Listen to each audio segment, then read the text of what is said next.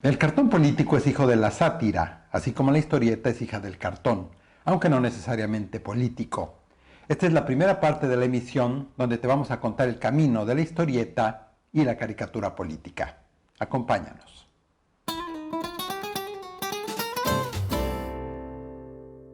Yo soy Hans y estás en De Historietas, Cómics y Fumetti. Y como siempre y para no dejar, te invito a suscribirte al canal si quieres saber más sobre el vasto universo de las historietas. Comenzamos pues. Quizá no lo sabes, pero las personas de mi generación conocimos las historietas a través de las páginas de los diarios dominicales. Allí aparecían personajes que eran retomados de los suplementos estadounidenses. Tiras como The Katzenjammer Kids, Bringing Up Father, Blondie, Peanuts, eran comunes en los diarios latinoamericanos, aunque conocidas con distintos nombres.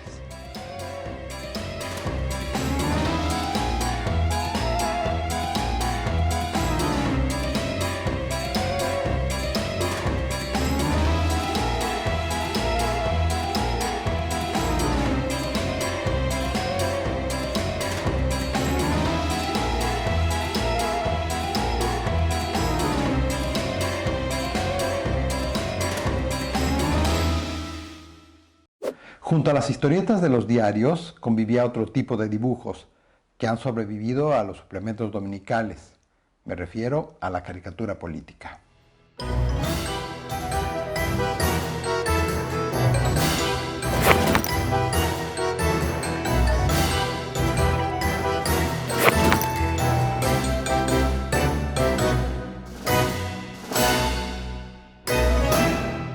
Sus respectivos propósitos y vocaciones son muy diferentes, pero comparten un origen común cuando menos desde dos puntos de vista. Uno, ambos nacieron formalmente de la prensa escrita. Y dos, son fruto de las cualidades fisiológicas del ser humano y de su pensamiento mágico.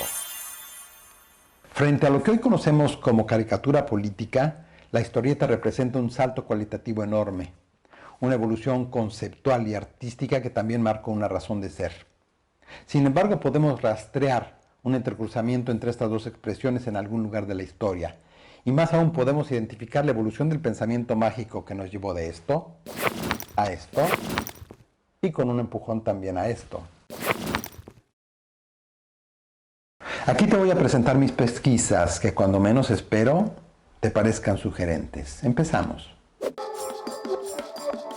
Los seres humanos tenemos la capacidad exclusiva de fabricar imágenes, de mostrar objetos gráficamente con un significado preciso y comunicarlo con total independencia del tiempo y del espacio. Dice Rudolf Argem que no importa cuán torpe sea una persona como dibujante, es ya una productora icónica gracias a su equipamiento corporal y a su proceso de socialización. Es decir, todos nosotros somos por nacimiento un homo pictor, homo, homa, home, homs, ya no sé. Esta capacidad de ser productores icónicos natos nos da la posibilidad de transformar el mundo visible, concreto, para poder acceder vía metáfora o alegoría a la expresión conceptual del pensamiento abstracto. Esto que parece el descubrimiento del agua tibia es particularmente relevante a la hora de estudiar la caricatura política y la historieta. Es bien sabido que en la caricatura política la deformación física es la metáfora de una moral contrahecha, que la exageración es sátira que lleva a la burla y en el mejor de los casos a la reflexión. Y es quizás, según algunos, una forma de revancha o exorcismo contra los abusos del poder institucional.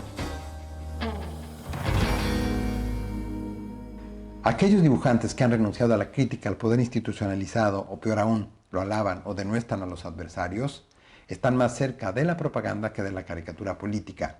Y no importa cuán nobles ellos crean sean los principios que persiguen, la caricatura política es un género opinativo y por lo tanto esencialmente subjetivo. También los personajes de historietas encierran en sus físicos dibujados, pero sobre todo en sus acciones, ideologías, valores, estereotipos. Pero ¿cómo es posible todo esto?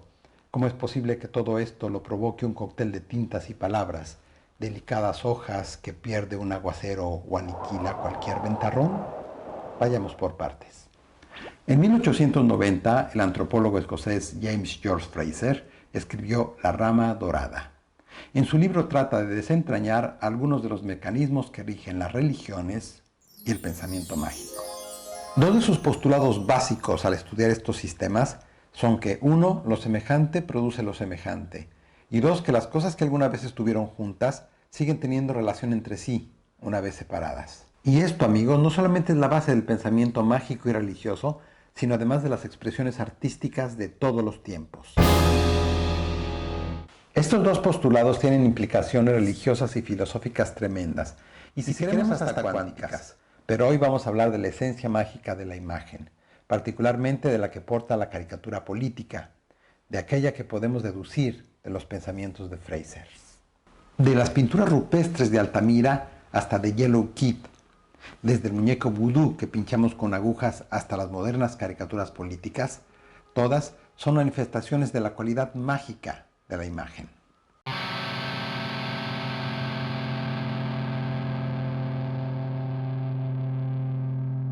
Por eso guardas en tu cartera una fotografía de tu bien amado o bien amada.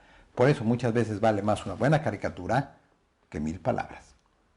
El New York Times anunció que no va a publicar más caricaturas políticas, ¿sí? Esta decisión se da luego de que en abril publicara esta caricatura que estamos viendo, que muchos consideraron antisemita. Es una caricatura del primer ministro de Israel, Benjamin Netanyahu, como un perro guía y con una estrella de David en el cuello atrás. Pues ahí lo ven. La imagen icónica es la materialización de una ausencia, una recomposición de la materia impregnada de las mismas vibraciones afectivas y espirituales que su contraparte real. Hay infinitos ejemplos de esta cualidad de la imagen, pero ¿cómo encarnó esta característica en la historieta y en la caricatura política a través de los siglos? Hablar de la caricatura en la evolución del arte apunta a una continua transformación que nos aleja paulatinamente de la mímesis, es decir, de la intención de representar el mundo como nos lo muestra la naturaleza.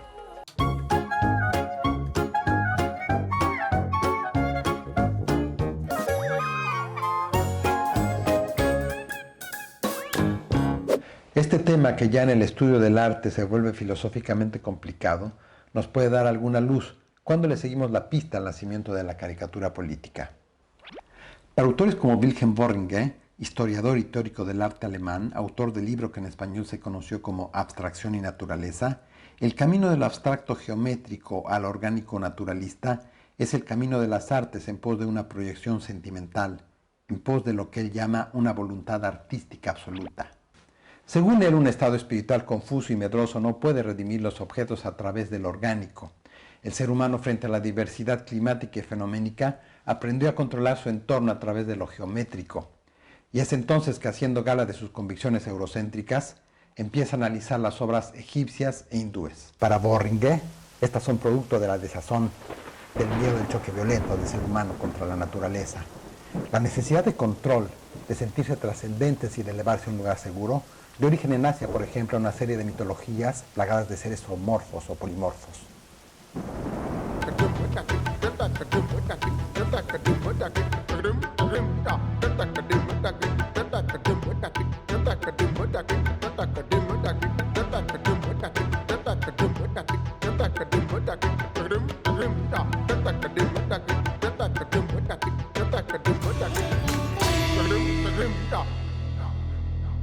En cambio, las culturas que bailaban al ritmo del orden universal, aquellas culturas que eran armónicas con el entorno y donde dominaba una vocación espiritual de inmanencia, tuvieron expresiones plásticas muy diferentes. Entre estas culturas, adivinaron, la campeona fue la cultura griega.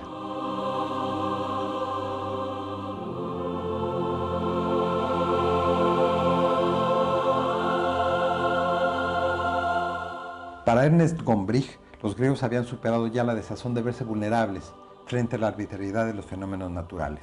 Su imaginación mitológica no solamente fue ordenada y sistematizada, sino también sometida a la figura humana. El logos se impuso al mito, y en las artes comenzaron a buscar aquellas composiciones que mayormente conmovieran a los sentidos. Se elevaron a sí mismos por sobre la naturaleza, se convirtieron en dioses. El helenismo y el renacimiento son en el arte periodos de auge del naturalismo. Es muy interesante notar cómo en culturas no occidentales, con religiones marcadamente trascendentalistas, se inventaron seres zoomorfos o polimorfos, mientras que los griegos, con concepciones racionalistas, dieron a sus dioses una hermosura humana exaltada. Un acercamiento a lo que podríamos llamar caricaturesco desde nuestro tiempo y espacio durante la antigüedad clásica llega a nosotros como la leyenda del pintor griego Zeuxis, que murió de risa mientras hacía el retrato grotesco de una anciana. En la Roma del siglo XV también podemos encontrar en la Domus Aurea construida por Nerón motivos decorativos con seres mitológicos y escenas absurdas y fantasiosas. Se llamó pintura grotesca y era parecida a esta imitación renacentista romana. Cabe aclarar que no todos los dibujos grotescos revelan una intención satírica. La deformación de un objeto reconocible mueve a la risa y para muchos esta es la característica básica de la caricatura. Sin embargo, no todas las representaciones monstruosas son sátira. Por eso, a veces, aunque una imagen parezca caricatura, es muy probable que no lo sea. Puede ser una imagen profundamente seria. Puede ser una expresión portadora de significados no precisamente cómicos.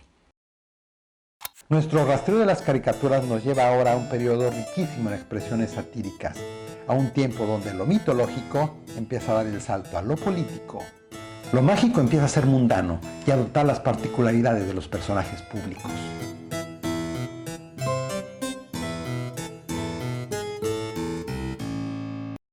¿Cuál fue esta época que representa el nacimiento de la tatarabuela de la caricatura política y cómo se manifestó? Me gustaría mucho que te quedaras conmigo para descubrir juntos cómo todos estos monstruos dieron el salto para convertirse en sátira en las páginas de los diarios europeos. De todo esto vamos a platicar en la segunda parte de Caricatura Política e Historieta, un origen, dos caminos. Gracias por quedarte hasta acá. Yo soy Hans y nos vemos en el próximo de la serie en de historietas, cómics y fumetti. Y no se te olvide suscribirte al canal. Chayito.